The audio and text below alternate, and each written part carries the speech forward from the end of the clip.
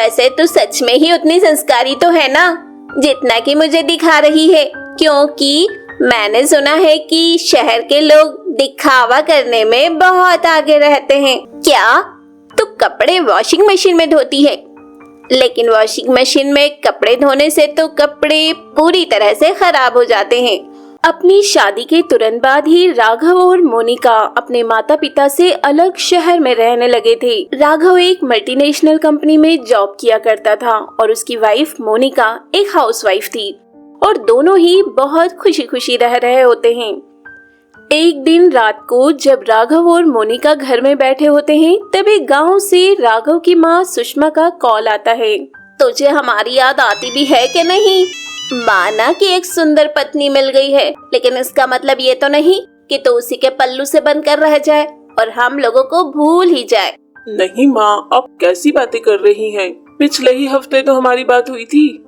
राघव अपनी माँ से बात कर रहा होता है। इसी बीच मोनिका उठकर किचन में जाती है और दोनों के लिए चाय बनाने लगती है। माँ, मैंने आपसे कितनी बार कहा है कि एक बार शहर आकर हमारे साथ रह कर जाओ, लेकिन आप हो कि आते ही नहीं हो। यहाँ गांव में हर रोज खेतों में काम करना होता है। तुम शहर के लोगों की तरह थोड़ी ना कि सुबह बस्ता उठाकर ऑफिस चले और रात को घर आ गए। मैं तो नहीं आ सकती हूँ। तकरीबन आधे घंटे तक कॉल पर बात करने के बाद आखिरकार सुषमा का कॉल कट जाता है और मोनिका राघव से पूछती है, यह लीजिए चाय। वैसे माँ जी क्या बोल रही थी? और क्या बोलेंगी, ताने दे रही थी कि तुझे सुंदर लड़की क्या मिल गई तो उसके पीछे ही लगा रहता है। वैसे बात तो सही है। अरे ये सब छोड़िए और बताइए कि आपने माँ जी को शहर क्यों नहीं बुलाया? मोनिका, मैंने माँ से शहर आने के लिए पूछा था, लेकिन वह कहती हैं कि उन्हें गांव में ही अच्छा लगता है। वैसे एक बात और बता दूं कि तुम अभी माँ को जानती नहीं हो। वह बहुत ही पुराने ख्यालात की हैं और तुम्हारा उनके साथ तालमेल बैठना बहुत ही मुश्किल होगा। वो जो भी हो, लेकिन अगर माँ हमारे घर आती तो उनके रहने से कम हमारे घर में कुछ दिन रौनक तो रहती। दोनों यही बातें करते हुए सो जाते हैं और अगली सुबह, मोनिका, मैं ऑफिस जा रहा हूँ, अपना ख्याल रखना। राघव ऑफिस जाने के लिए निकल ही रहा होता है कि तभी उसका कॉल बजता है। अरे, सुबह सुबह माँ का कॉल। हेलो माँ, आपने इतनी सुबह कॉल किया, सब ठीक तो है ना? अरे ठीक कैसे होगा? तेरी माँ सुबह सुबह धूप में स्टेशन के बाहर खड़ी है तो ठीक कैसे होगी? माँ, मैं आपके कहने का मतलब नहीं समझा। अरे बेवकूफ, मतलब कि मैं तेरे शहर आ गई हूँ और स्टेशन के बाहर खड़ी हूँ। जल्दी से मुझे लेने आ। क्या आप स्टेशन के बाहर खड़ी हैं? माँ, लेकिन बताकर तो आना चाहिए था। बेटा, मैंने सोचा कि तुझे और बहू को सरप्राइज दूंगी, लेकिन अगर मेरा आना तुम लोगों को पसंद नहीं आया तो कहो तो यहीं से वापस लौट जाती हूँ। अरे माँ, आप भी कैसी बातें कर रही हैं? मैं बस 2 मिनट में वहाँ पहुँच रहा हूँ। राघव मोनिका को अपनी माँ के अचानक से शहर में आने की बात बताता है, जिसे सुनकर मोनिका बहुत खुश होती है। अरे तो आप इतना परेशान क्यों हो रहे हैं? ये तो बहुत ही खुशी की बात है। अब जल्दी जल्दी जाकर उन्हें घर ले आइए। राघव अपनी माँ सुषमा को लेने के लिए जल्दी से स्टेशन पहुँचता है, जहाँ राघव को देखते ही उसकी माँ कहती है, जीता रहे मेरे बेटे, लेकिन यह तूने अपना क्या हाल बना लिया है? देख तो कितना कमजोर हो गया है। वो तेरी खूबसूरत सी बीवी तुझे खाने के लिए नहीं देती क्या? नहीं माँ, ऐसा कुछ नहीं है। चलिए हम घर चलकर बात करते हैं।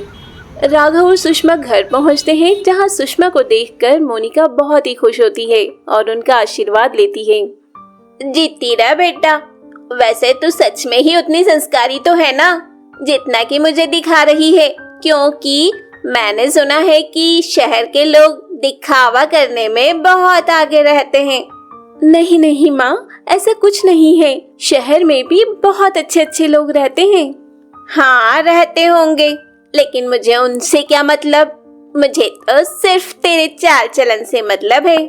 मोनिका को सुषमा का व्यवहार बिल्कुल भी पसंद नहीं आता है और वह राघव की तरफ देखने लगती है। राघव अपनी माँ के व्यवहार से पहले से ही परिचित था, इसलिए उसने कल रात को ही मोनिका को चेतावनी दे दी थी। तुम दोनों का यहाँ नैन मटक्का हो गया हो तो कोई मुझे पानी भी पिला दो। तुम्हारे शहर में तो इतनी गर्मी है कि मानो सूरज बिल्कुल छाती पर आ गया हो। मोनिका सुषमा के लिए पानी लाकर देती है और राघव भी ऑफिस जाने के लिए निकलने लगता है। तभी मोनिका राघव से कहती है, सुनिए ना, माँ जी आज पहली बार हमारे घर आई हैं, इसलिए आज की छुट्टी ले लीजिए। हे भगवान, जरा भी अक्ल नहीं है आजकल की लड़कियों में।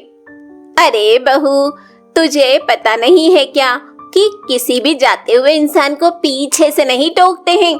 अब मेरे बेटे का पूरा दिन खराब जाएगा। हालांकि जैसे तैसे राघव अपने ऑफिस चला जाता है और मोनिका भी अपने घर के कामों में लग जाती है। तभी सुषमा भी सोचती है, चलो मैं भी चलकर बहू के साथ देखती हूँ कि ये शहर के लोग किन किन चीजों का इस्तेमाल करते हैं।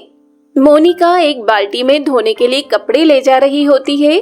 तभी सुषमा उससे पूछती है, अरे बहू, तू ये कपड़े कहाँ ले जा रही है? माँ जी, मैं ये कपड़े धोने के लिए ले जा रही हूँ।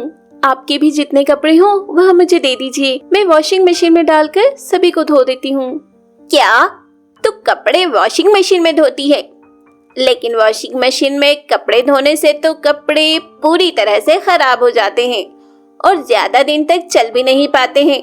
तू एक काम कर, वॉशिंग मशीन को गोली मार और हाथ से ही कपड़े धो डाल। सुषमा की बात सुनकर मोनिका परेशान होती है और सुषमा से कहती है, लेकिन माँ, जब हमारे पास वॉशिंग मशीन है तो फिर हमें हाथों से कपड़े धोने की क्या जरूरत है? वैसे भी इतने सारे कपड़े धोने में तो मेरे पसीने ही छूट जाएंगे। अरे मुझे तो पता ही था कि तुम शहर की लड़कियां होती ही कामचोर हो। सुषमा का ये रवैया देखकर मोनिका मन ही मन सोचती है, इन्हें देखकर तो ऐसा लगता है कि कल राघव सही ही कह रहे थे। अब क्या सोच रही है बहू? तुझे अगर मेरे कपड़े सच में धोने हैं तो हाथों से ही धोना, वरना मैं खुद ही धो लूंगी। नहीं नहीं माँ जी, मैं आपके कपड़े हाथों से ही धो दूंगी। घर में वॉशिंग मशीन होने के बाद भी बेचारी मोनिका को हाथ से कपड़े धोने पड़ते हैं, जिसके कारण वह अपनी सास से बहुत नाराज हो जाती है। यह सासू माँ तो अपने आगे किसी को कुछ समझती ही नहीं है। अब देखो और कितने दिन ये मुझे ऐसे ही परेशान करती हैं। दिन बीतने के बाद शाम को राघव जब घर आता है तो खाना खाने के बाद सुषमा राघव से कहती है, बेटा, तेरी शादी को 1 साल से भी ज्यादा का समय हो गया है। अब तो तू बस मेरी गोद में एक छोटा सा राघव और दे दे तो मैं उसका मुंह देखकर सुकून पालूं।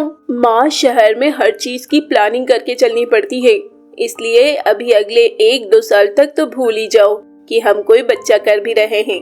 अरे तुम शहर वालों की जिंदगी तो मानो जिंदगी ना होकर तुम लोगों पर कोई सितम है, जो हर एक चीज को बस नापते और तौलते ही रहते हो।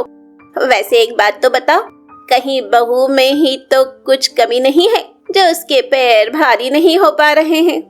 सुषमा की यह बात मोनिका भी सुन लेती है और मोनिका गुस्से में कह देती है, माँ जी, यह शहर है, यहाँ हर चीज समझदारी के साथ की जाती है। आपके गांव की तरह नहीं कि बच्चे पैदा करके बस छोड़ दिए। मोनिका को अपने आगे ऐसा कहता देख सुषमा तो जैसे आग बबूला हो जाती है और मोनिका से कहती है, अरे वाह बहू, क्या खूब कहा है। जिस तरह से तेरी जुबान चल रही है ना, कल को तेरे बच्चे भी तेरी तरह बदतमीज निकलेंगे और मुझे तेरे जैसे बदतमीज बच्चे तो नहीं चाहिए हैं। राघव वहाँ बैठा बैठा अपनी माँ और पत्नी की लड़ाई सुन रहा था, लेकिन वह चाहकर भी कुछ नहीं कर पाता है। ऐसे ही कुछ दिन बीत जाते हैं, लेकिन सुषमा थी कि गांव वापस जाने का नाम ही नहीं ले रही थी। हेलो, कौन? क्या हमारे खेतों से नहर के पानी को रोकने की बात चल रही है? अरे ऐसे कैसे रोक देंगे? रुको, मैं कल के कल ही गांव वापस आती हूँ और देखती हूँ कि कौन हमारा पानी रोकता है। इसके बाद सुषमा राघव से कहकर गांव की तत्काल टिकट कटवाती है और गांव वापस लौट जाती है। दरअसल मोनिका ने ही अपने छोटे भाई से कहकर उसे ऐसा प्लान करने के लिए कहा था और मोनिका अपने प्लान में 100% सफल भी हो गई। तो दोस्तों, ये थी सासू माँ ने किया बहू का जीना दुश्वार कहानी।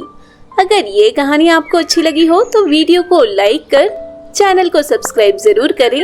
साथ ही अपने दोस्तों को भी शेयर करें ताकि वो भी इसका आनंद ले पाए। धन्यवाद।